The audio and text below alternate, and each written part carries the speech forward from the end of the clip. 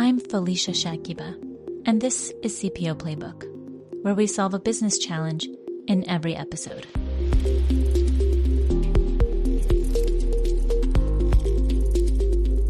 When McKinsey looked at the financial results of companies whose award creativity scores were in the top quartile, they found they performed better than peer firms on three key measures, one of them being that 67% had above-average organic revenue growth. The absence of creativity poses a significant problem for businesses as it hampers innovation, a key driver of growth. Sidelining creativity stifles a company's ability to innovate and succeed in a competitive market. To address this issue, businesses should focus on prioritizing creativity in daily operations, fostering a deep understanding of customer needs beyond traditional methods, embracing agility to swiftly act on insights. Our guest today is a genius at transforming creativity into unparalleled riches. Executive Vice Chairman of the Board at Cirque du Soleil, Daniel Lamarre. Daniel, thank you so much for being with us today. You're welcome. It's a pleasure to have the opportunity to talk about my favorite topic, Cirque du Soleil. Could you share a pivotal moment or story from your journey in co-creating Cirque du Soleil that reflects the importance of creativity in business? Yeah.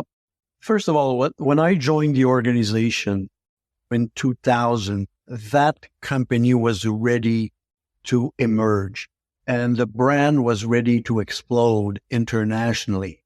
And my contribution to the creativity of the company was to take the creativity that was already well located within our show department and nurture that creativity throughout the entire organization. Because that was important for me, that you're not only creative when you produce a new show, but you have to be creative whatever you do in the organization. Doesn't matter if you work in human resources or finance or legal, you can always be creative by bringing in new ways of doing what you do in life. And that's why I often say to people that doesn't matter in what sector of activity you're working, you have to be creative. How did you spark that creativity when you came into the company in 2000? Yeah, I tried to send a clear signal to the team. I remember one day the vice president of creation walked in my office and he was very excited and he says, Daniel, you won't believe this. There is this teacher in Switzerland that has invented drone that we can use in our new shows. And I look at him and I said, what are you doing in my office? And he says, Daniel, you don't like my idea? I said, I love your idea, but take the next plane to Switzerland, meet with this teacher and bring back the drone because that will be awesome to have it in our new show. Guess what? An hour later, everybody in the building knew that I have said that. And that's the way, by sending clear signal to your people that you are open to new ideas, that's how you can nurture creativity within your organization. In your experience, what are the key factors that differentiate companies that successfully leverage creativity from those that struggle to do so? First thing is to be open to new idea. I'll give you an example. For instance, Kodak. Kodak at the time knew and they had the digital technology. But guess what? They says, no, never, ever, ever will people watch photographs on their telephone. People have to have paper to have their album of photographs. Guess what? Kodak doesn't exist anymore. And at the other spectrum of creativity, you have a company like Apple that never stopped reinventing themselves. And to me, I like to say to people, without creativity, there is no business. And I truly believe that. Because if you take a show of Cirque du Soleil, if you have a great show, you have a great business. if you don't have a good show, you have no business. And I can see how that moves into other industries, even a fintech company constantly reinventing itself like a Cirque du Soleil show, if you will. Apple, I thought, was a great example. I know that Cirque du Soleil is known for its unique blend of artistry and business acumen. So how do you balance creativity and commercial success within the company? Yeah, obviously it is a balancing act, as I like to say, because on one end, you have the creators that never have enough money. They could spend forever. On the other hand, you have the business people that say that we are investing too much money in a new show. So what's important is that the creators, the team that is developing a new show, understand what are the business parameters. And if you define clearly with the entire team what those parameters are, then you, at the end of it, establish the sandbox within which our creators can work. So I will tell them, you will have total freedom within that sandbox, but you have to respect the business parameters that we have, because otherwise it won't work. So what does that include? Does that include a timeline or budget, or how do you set those parameters?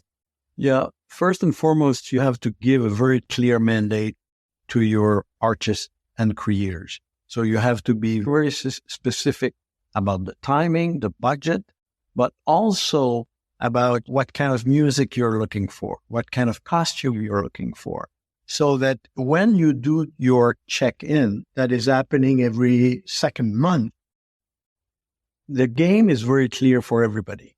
They know what we're going to be looking for, what we're going to evaluate in the end product that they're going to present to us. Hey, it's Libby DeLucian. If you're sick of business advice that sounds cute, but doesn't actually move the needle forward, this one's for you. The Libby DeLucian podcast is where we go one layer deep. No gurus, no glitter, just straight up unfiltered talk about scaling a business, running a household, and holding on to your sanity in the middle of the chaos. If you're the bottleneck in your business or in your own life, I'll show you how to fix it. Simple, tactical, and one layer deep every time. Let's go. Visit libbyd.com and check out our podcast today. So having clear and specific parameters and then being able to tell people you're free to do it within those parameters provides that balance of creativity and structure in order to move forward in a business with the business acumen, is what you're saying. That's what I'm saying, exactly. And so what advice would you offer to CEOs or executives looking to infuse creativity into their strategies to stand out and outperform their competitors? I think it's very important that they define clearly the mandate and they also communicate it to their team. And then if the vision is very, very clear, then it will be much easier for the team to execute based on the vision that we are looking for. You have to have also a very clear creative process. So you have to make your team understanding that here's the mandate. Come back to us with a concept. Let's have regular checkpoint when we are going to evaluate the kind of progress that you are doing. And that's, to me, is very, very important with very clear KPI. It's very, very important also that creators, artists are measured, maybe in a different way, but that are measured like any other people in any other services within the organization are measured. The other thing, it might sound a little bit funny, but to me it's very important, is you also have to celebrate success. It's very important that when you have a success, in our case, having a great show that is working, that you pay tribute to the team that brought that success to the company. And by the same token, you also have to be able to understand failures. Having a failure is part of life. And it's not that bad to have a failure if you learn from your failure. What is very bad is if you have a failure that you try to hide it under the carpet and ignore it. And in our situation, we like to take the time to understand if we have a failure, what we did. I'm so glad that you brought that up, especially in startups. Failing fast is this phrase that they use often. And startups probably more so than legacy older companies need to be reinventing themselves in order to stand out and get market share. And so this concept of failing fast is so pivotal in their world. Yet, how do you take a company that might have a very certain way of doing things, has done certain things in a way that has made them successful today, and perhaps failing could be shunned upon, if you will? How might companies get through that? It's like a whole mindset change, if you know what I'm saying. Yep. Again, if you want to be relevant, not only tomorrow, but in 5 years from now or 10 years from now, you have to be able to look at yourself and ask yourself, where do I want to be in 5 years from now? And then it will tell you very early in your reflection that you need to take risk. And by taking risk, yes, you will have some failure, but that's the price to pay in order to remain healthy, in order to have your people, when they wake up in the morning, they know why they're waking up, because they have a purpose in life. And their purpose is to bring your organization to the next level. And if you don't have that mentality of reinventing yourself all the time, one day by being complacent, you're going to disappear. It's as simple as that. How do you as an executive nurture failure or risk to the point where you're breeding creativity, but you're not encouraging people to not hit the mark? Mm-hmm. I think there is only one way, is to acknowledge your failure. Because again, people don't want to talk about their failure. And obviously you have to have more successes than failure in life. But when you have a failure, you should acknowledge it and share it with your people. And more importantly, share the learnings of your failure. Understood. And being an example for the team. Could you discuss a particular challenge that you faced while fostering creativity, and how did you overcome it? Yeah, I remember one day we had a very successful show at downtown Disney in Orlando. And after 15, 18 years, Disney said, so we're going to close that show, and you can keep the theater if you decide that you are able to do a show with Disney IP. And that was a shock internally, because people were saying, we don't want to have Disney characters to do acrobatics acts or stuff like that. And there was a lot of controversy here internally at Cirque. And then I said, stop thinking negatively about that idea. We have been able to do a tribute to the Beatles. We have been able to do a tribute to Michael Jackson. Why don't we look at Disney the same way? And then our creators came to this idea of saying, what is the most noble art of Disney? And that is Disney animation, because that's where everything starts, with the founder of Disney. And then we have done a show which was paying a tribute to Disney animation. So we turn this negative situation to an amazing positive environment where everybody internally wanted to be involved with that, because it reminds them that there was in the culture of Disney something that was quite similar to ours. So that's, to me, a good example of putting a problem on the table and saying, how can I creatively come with a solution that will be innovative. And that's what we did. Wow, just thinking about that, it makes me want to go see the show. You should, because it's a great show. It's called Drawn to Life. And it's amazing because it's the best of Disney, which is great images of their legacy in terms of animation. And then in the forefront, having the acrobatic acts, which is the best portion of Cirque du Soleil. Wow, that's incredible. Cirque du Soleil has redefined entertainment through innovation, clearly. How important do you think continuous innovation is in sustaining a company's success, especially in creative industries? It is essential. It is very essential for us. People will be surprised to see how much investment we do in research and development, how much we're in the lookout all the time for new technologies in order to innovate. We also like to work with great partners. Working with the Beatles was an amazing experience because those people are amazing creators and they have a process which is different than ours because they're in the music business, we're in the live business. But working together was amazing. So just to summarize my thoughts here, it's very, very important that you look to different ways to remain relevant. So it means new technologies, R&D, being in the lookout all the time for what's going on in your industry.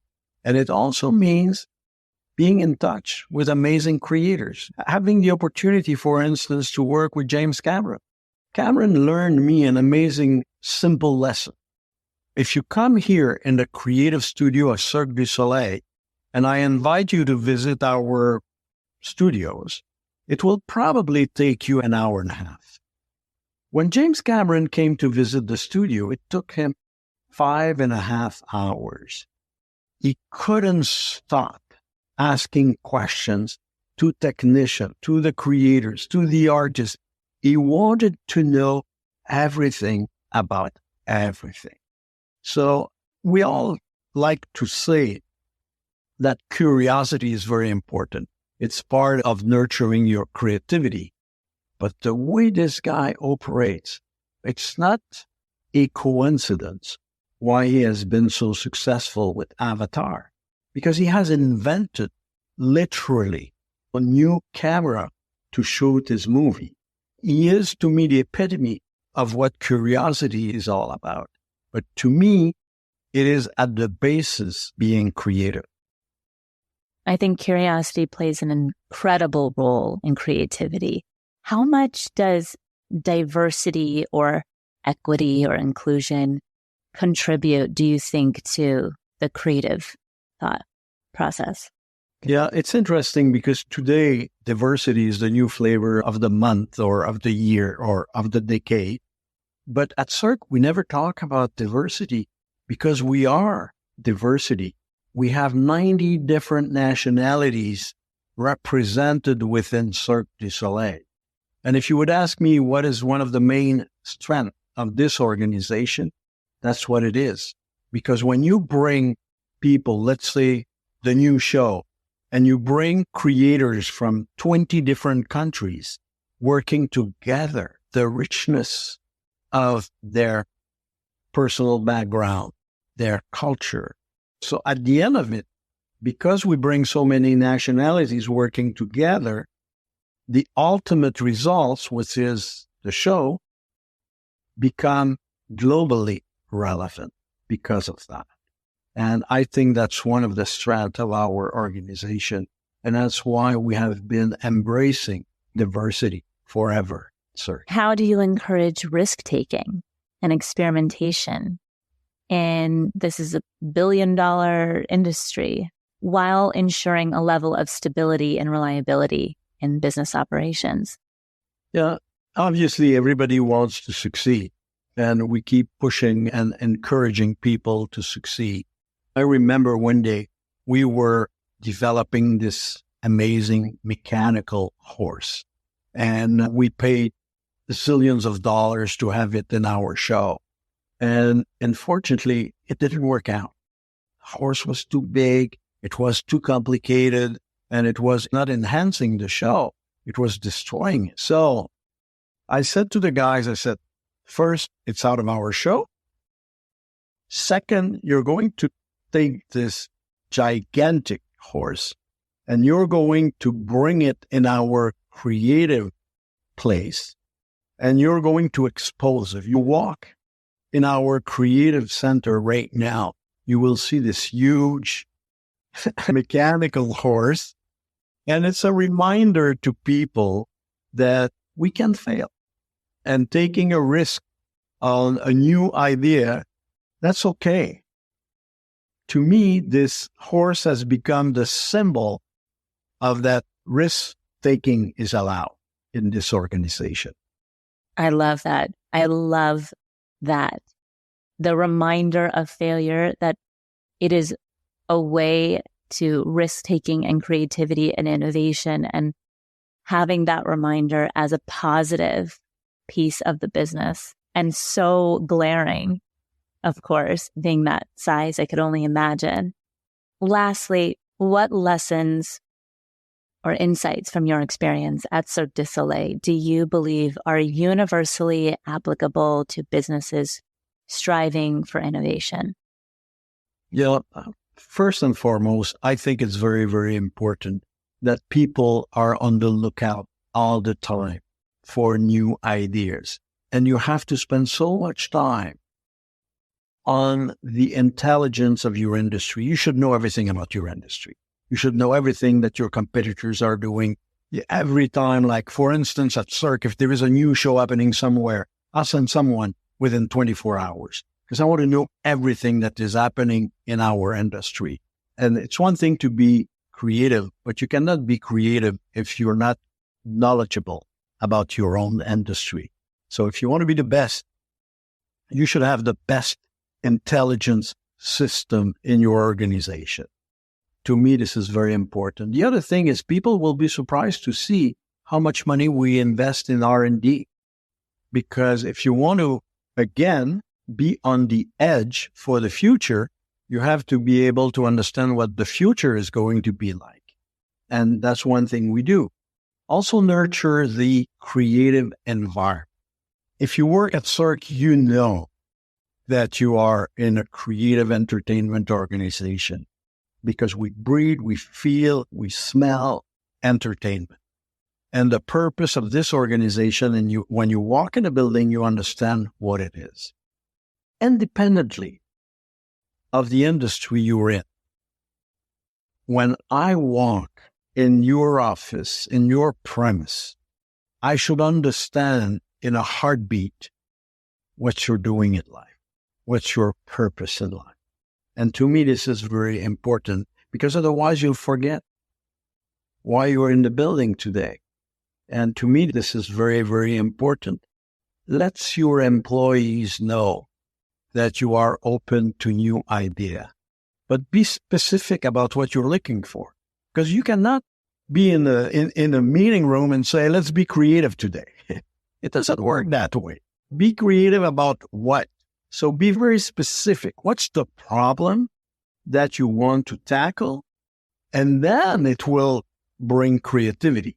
I go as far as bringing creative challenges for each department within the organization. Here's our thing that we should be creative about. To me, it's very important and have a very clear mandate. So in summary, that's what I'm preaching. And I'm saying on purpose, preaching, because preaching is not the way to do it.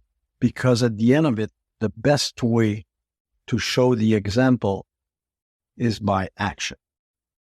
And my example of the Switzerland teacher is a good example of that. It's like I didn't make a speech, I just act on it. And it has much more impact on our employees than making a speech.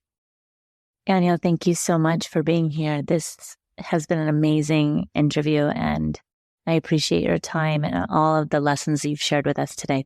Thank you. You're welcome. I enjoy it. That's Daniel Lamarre, Executive Vice President of the Board at Cirque du Soleil.